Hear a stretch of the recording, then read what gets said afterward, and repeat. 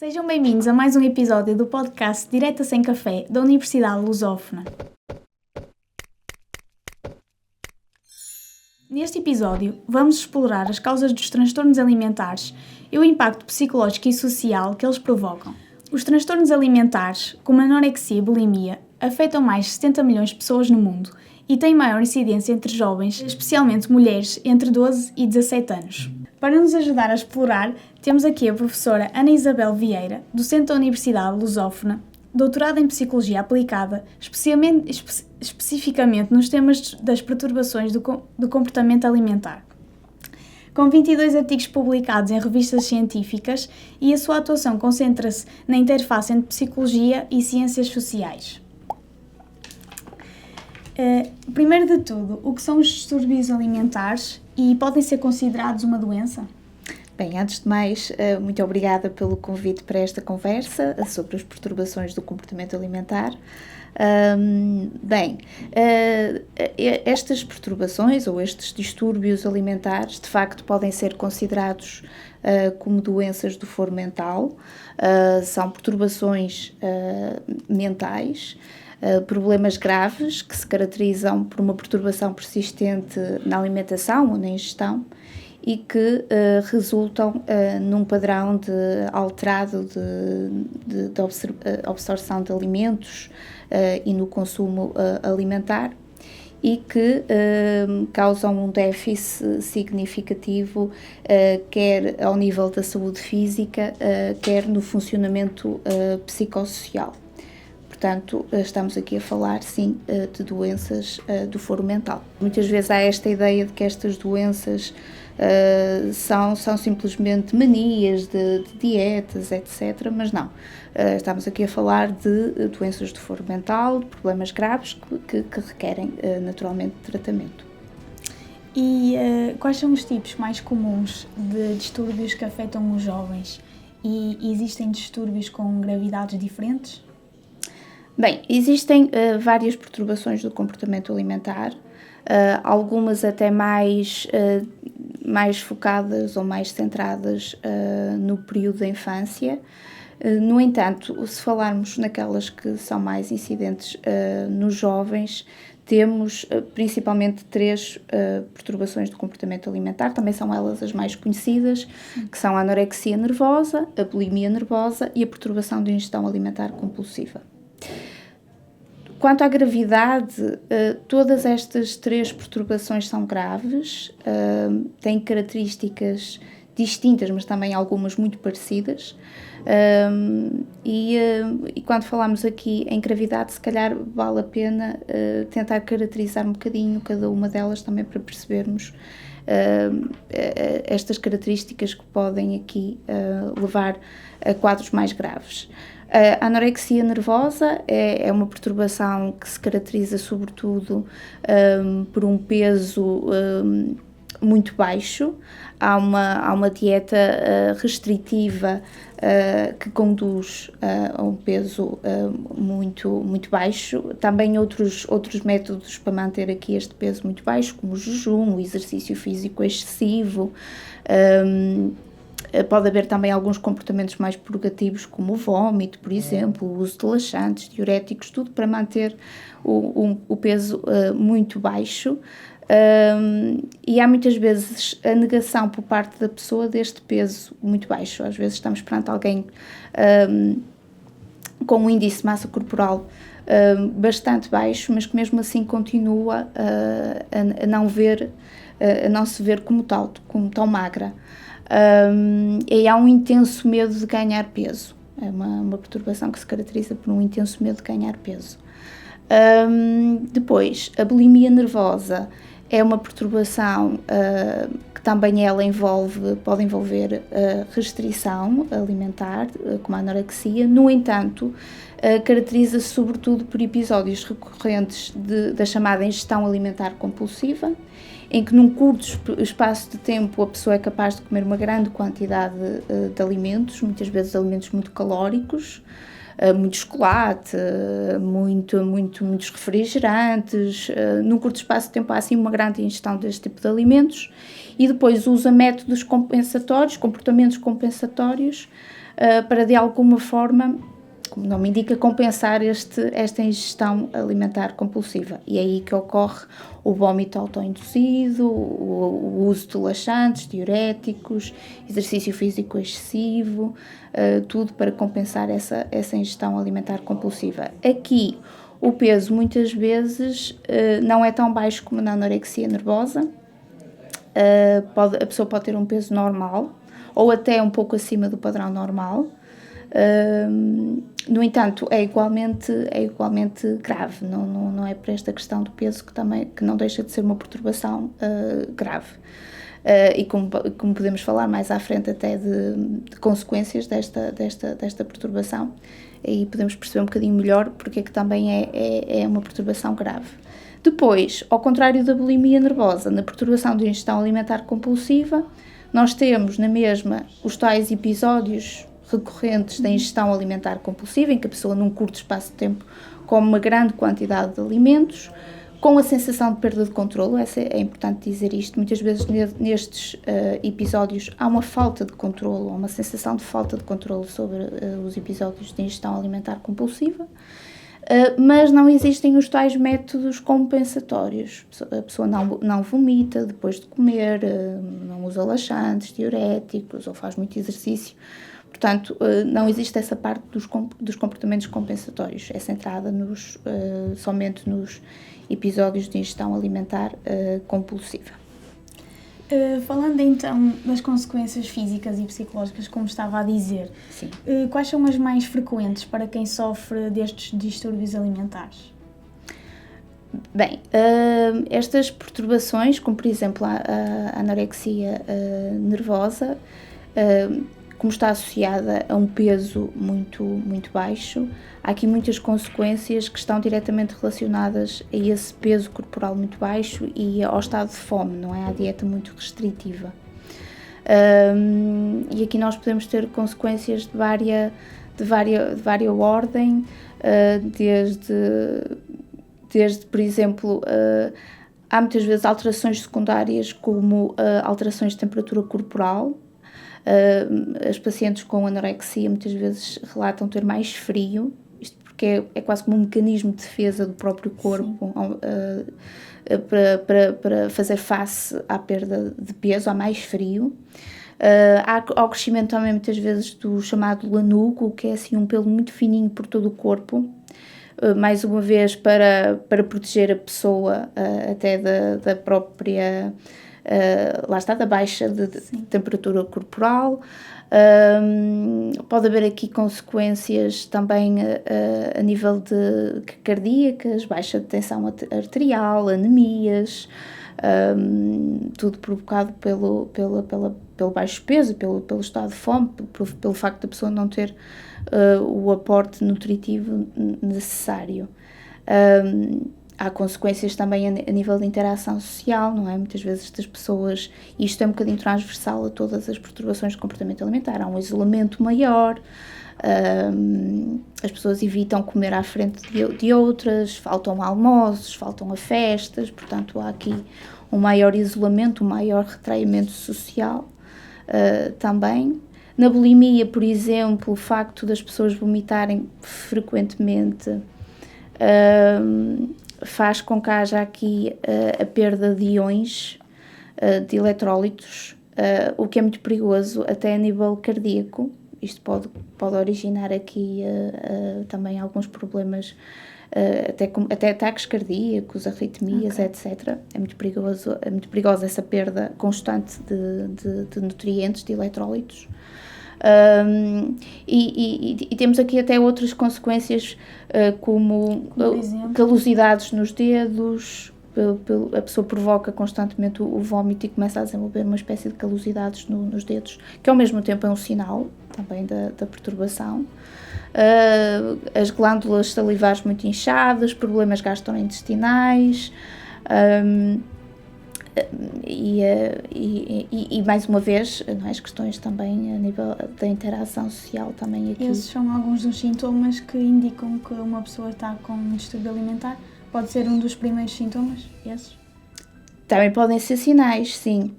Um dos sinais mais comuns é nós percebermos que existe aqui, por exemplo, uma dieta muito restritiva, que acontece principalmente na anorexia, que é uma dieta muito restritiva, muitas vezes a partir de um peso normal. A pessoa já tem um peso normal e de repente começa a ter aqui uma dieta muito restritiva. E há uma mudança do padrão de comportamento, quer alimentar, quer também com os outros. Como eu dizia há pouco, muitas vezes estas pessoas deixam de comer com os amigos, com a família, e começam a inventar desculpas sucessivas, não têm fome, não lhes apetece, começam a ficar muito isoladas, vestem muitas vezes roupas mais largas e muitas camadas de roupa, muitas vezes por essa questão do frio, terem mais frio, mas também para disfarçar, por exemplo, por se acharem gordas, sim, por exemplo, e querem disfarçar o corpo, sim. Começámos a perceber que há um exercício físico também muito excessivo, muito intenso, ou que há uma preocupação muito grande, sistemática, porque é outra característica destas perturbações, haver uma preocupação constante com o peso, a forma corporal, com a comida, a quantidade de calorias. Portanto, estas pessoas estão sempre muito preocupadas com isso. Aliás, o autoconceito, a imagem que têm de si mesmas é totalmente influenciada pela percepção que têm acerca do corpo, da forma corporal, daquilo da comida, do que comem, não é? Da alimentação. Portanto, quando nós começamos a perceber este tipo de sinais, que são também sintomas, podemos estar aqui na presença de uma perturbação do comportamento alimentar. Sobretudo quando há uma mudança brusca no comportamento da pessoa, há mais isolamento, o padrão alimentar muda, e nós começamos a perceber isso. Que nem sempre é fácil perceber, porque depois elas desenvolvem, estes pacientes, eu digo elas porque é mais frequente, efetivamente, nas mulheres, mas não só, começam também a desenvolver muitas estratégias para ocultar, não é? Tanto pelo uso de roupas mais largas, pelas desculpas que vão dando para evitar refeições com os outros, e por vezes é mais difícil ir identificando estes casos. Na bulimia, por exemplo, como muitas vezes é mantido um peso normal ou até acima do normal, é mais difícil de identificar estes casos. No entanto, os principais sinais são de facto a presença de dietas muito restritivas, preocupações muito centradas no corpo e na comida, na forma corporal, e uma mudança aqui brusca de comportamento. Então, qual é aqui o papel da família e dos amigos? O que é que eles devem fazer para prestar um apoio mais adequado para estas pessoas que sofrem destes distúrbios alimentares? Em primeiro lugar, é muito importante, de alguma forma, sensibilizar estas pessoas para procurarem ajuda médica e terapêutica o mais antecipadamente possível. Depois, a família e os amigos têm aqui um papel muito importante ao longo de toda a intervenção, toda a recuperação, seja, por exemplo, até para o cumprimento de um plano alimentar, porque quando efetivamente estas pessoas chegam à parte de tratamento, uma das componentes do tratamento deve ser multidisciplinar e, como é óbvio, deve haver uma componente da psicologia, de intervenção psicológica. A intervenção psicológica é o tratamento de primeira linha para estas perturbações, mas também há um aconselhamento nutricional, a pessoa precisa de cumprir um plano alimentar, de aprender, digamos assim, a comer, há uma reintrodução alimentar, e a família muitas vezes é muito importante para ajudar a cumprir este plano alimentar. Depois é necessário mostrar apoio. Por vezes é muito difícil compreender a pessoa que está nesta situação, portanto, um dos principais aspectos é tentar não culpar, é demonstrar apoio, principalmente nas refeições, que são sempre momentos de grande tensão para a família, por exemplo. Não só para ajudar a cumprir o plano, mas também para gerir toda a parte das refeições. Muitas vezes só mostrar disponibilidade para ouvir, se a pessoa quiser expressar aquilo que sente. Mas acha que nestes casos as pessoas querem ser ajudadas? ou não? Ou muitas vezes não? Muitas vezes, numa fase inicial, não há o reconhecimento do problema, não é? Há pouco eu dizia que na anorexia há muito a negação da gravidade do baixo peso. Como também há, por exemplo, no tratamento, há um evitamento, digamos assim, do cumprimento do plano alimentar, não há uma resistência ao plano alimentar. Está tudo bem. Sim, está tudo bem, ou então há quase que ali uma vozinha que sempre diz não podes comer, tens de te manter magra, isso não te vai fazer bem, portanto... E sim, principalmente numa fase inicial, muitas vezes não há um reconhecimento deste problema.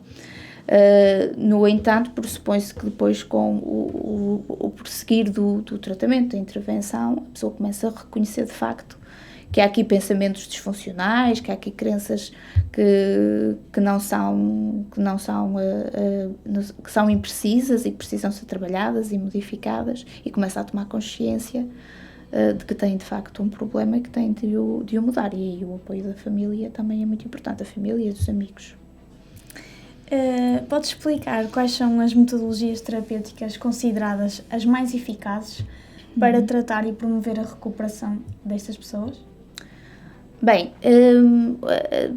para a bulimia nervosa está muito estabelecida que a abordagem, a intervenção psicológica, nomeadamente a psicoterapia cognitivo-comportamental, em que se trabalha e se identifica estes padrões de pensamentos e crenças disfuncionais e que se ajuda a pessoa a modificar estes padrões de pensamentos e de crenças, parece ser, de facto, a intervenção de primeira escolha e mais eficaz para a bulimia nervosa. Para a anorexia e também para a perturbação da ingestão alimentar compulsiva. Para a anorexia há menos evidência acerca de um tratamento eficaz, mas, por exemplo, abordagens como a terapia familiar são aqui muito usadas. E a abordagem deve ser sempre multidisciplinar, não é? Com o tratamento, com a intervenção psicológica, aconselhamento nutricional, do nutricionista, não é? A abordagem médica também, acompanhamento médico, monitorização médica, e às vezes, em alguns casos, é necessária a medicação também no início do tratamento, principalmente. Há pouco falamos dos jovens. Pegando em estereotipos para ter uma percepção mais ampla sobre o assunto, acha que a utilização excessiva das redes sociais, dos videojogos, a pressão social para ter um tipo de corpo específico, ou talvez o stress académico podem influenciar diretamente o aumento de casos? Não, dizer que a exposição às redes sociais ou que está a aumentar os casos, nós não temos certezas acerca disso, porque as taxas têm-se mantido mais ou menos estáveis, até porque os casos que chegam a tratamento muitas vezes são simplesmente a ponta do iceberg, não é? Há aqui muitos casos não identificados. Mas sabemos que a exposição a imagens corporais idealizadas, a comparação com os outros, a todas as mensagens que existem nas redes sociais sobre a alimentação, tudo isto acaba por constituir aqui um grande fator de risco para o desenvolvimento de comportamentos alimentares pouco saudáveis e também para a diminuição da insatisfação com o próprio corpo, que é outro fator de risco aqui muito importante. Portanto, de facto, pode ser um fator de risco. E ligado a isso, até há cada vez mais a noção de que devemos apostar, até como prevenção, numa espécie de literacia nos mídias, nas redes sociais, para que haja a capacidade de, ao sermos confrontados com tantas imagens e tantas mensagens, termos a capacidade de criticamente avaliar essas imagens, essas mensagens e retirar daqui aquilo que realmente importa e aquilo que é mais saudável, não é? Portanto, a aposta na literacia nos mídias pode ser uma estratégia de prevenção aqui para estes casos das perturbações do comportamento alimentar. Então, ajuda mais do que prejudica? Depende. Depende, porque estamos a falar, a literacia, apostar em estratégias, em programas de literacia, em programas que usem estratégias de literacia, isso pode ajudar. Agora, deixarmos as pessoas sem esse conhecimento, sem essas estratégias, expostas sistematicamente a imagens corporais idealizadas, a mensagens sobre a alimentação que são cada vez mais frequentes, não é? Então, temos muitas páginas a dar dicas sobre a alimentação saudável, sobre exercício físico. Então, isto não ajudará, claro, mas por outro lado podemos pegar nisso e então pensar em estratégias de literacia aqui que possam servir como prevenção.